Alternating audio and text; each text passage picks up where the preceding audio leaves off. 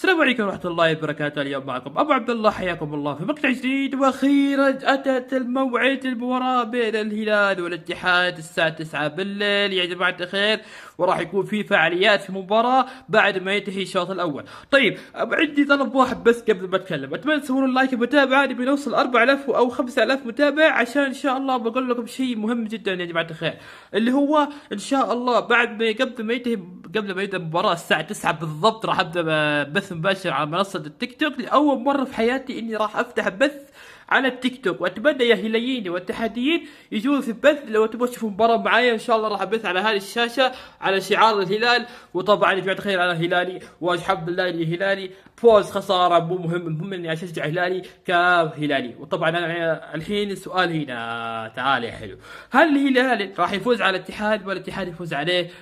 وهل جيسوس قرر ان يفوز على الاتحاد في ملعبهم زي ما الاتحاد فاز